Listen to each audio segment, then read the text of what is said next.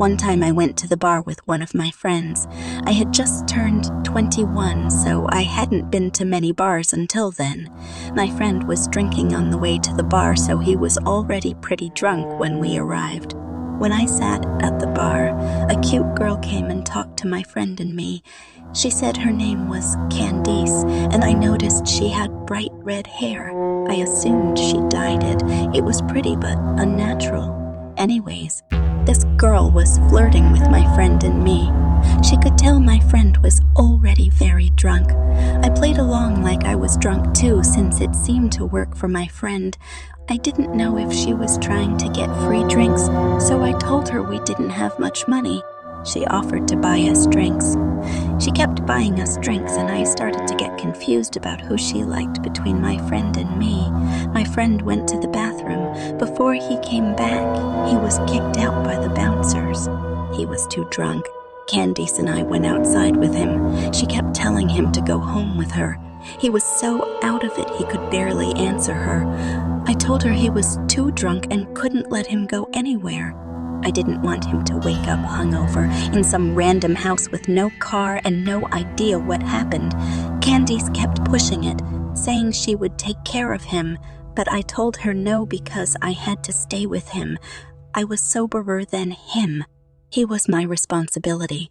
I told her he was only going anywhere if I tagged along. I assumed she thought that I was jealous or cock-blocking, but my friend could barely stand and had lost interest in Candice already at that point. She immediately started flirting with me and offered to get my friend a taxi to drive him home and said we could go to her place alone. At this point, I had a few drinks and was pretty buzzed, so I agreed. We took my friend to the taxi and walked to her car.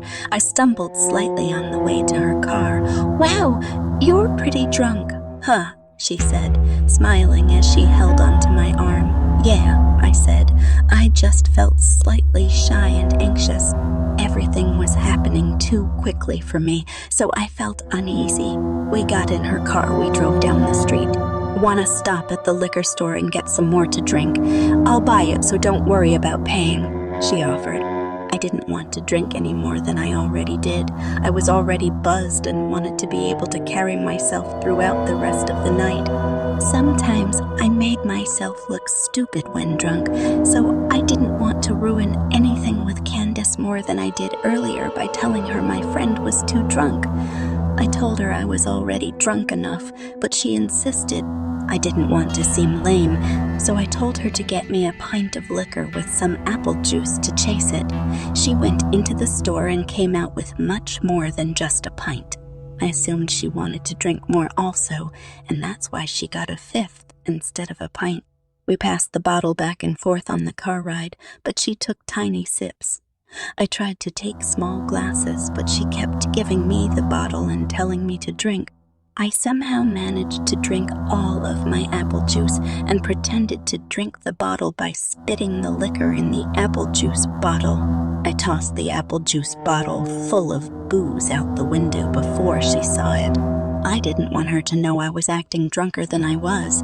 She believed I was sloppy drunk when I was buzzed.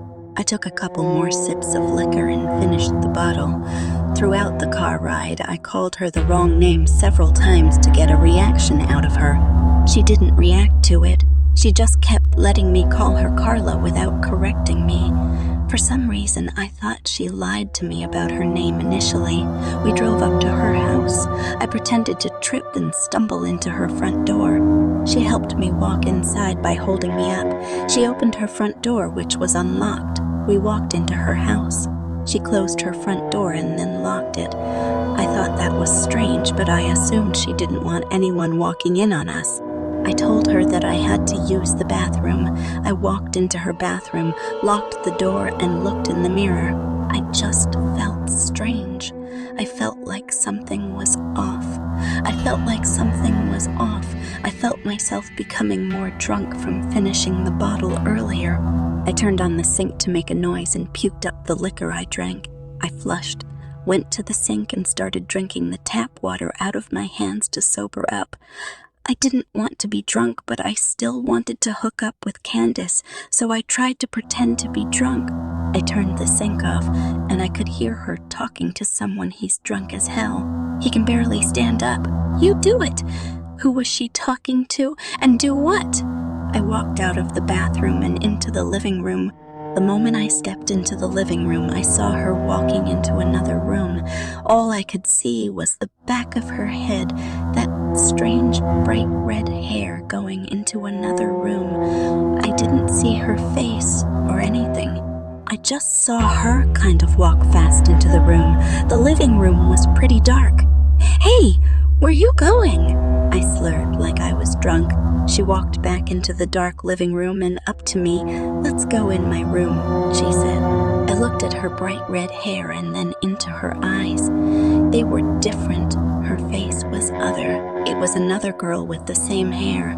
That's when I realized it was another girl with the same wig on. It was a wig the whole time. She had changed it with the girl from earlier for whatever reason. My heart felt like it had stopped.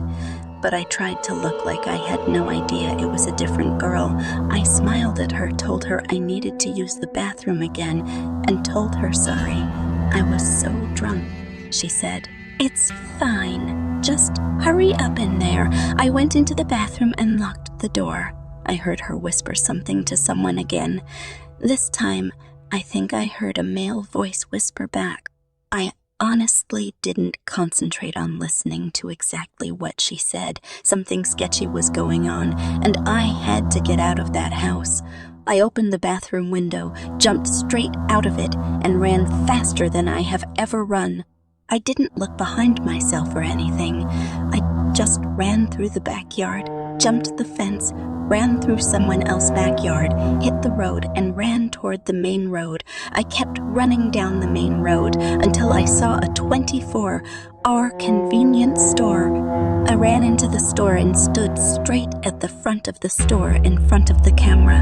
I called a taxi and went home. I tried to think about what happened that night. What was she or they planning that night? Why did she tell me a fake name? Why was she trying to get my friend and me so drunk? I thought it might be a robbery, but she kept spending money on us. She bought us drinks and even paid for my friend's taxi cab. And mostly, why did she wear a wig that she gave to another girl to wear? Who was she talking to? What did it mean? And what was in that room they tried to lure me into? The next day after this incident, I went back to the house with a couple of friends to see what was happening. Nobody was there. No cars, no people, nothing. Just an empty house.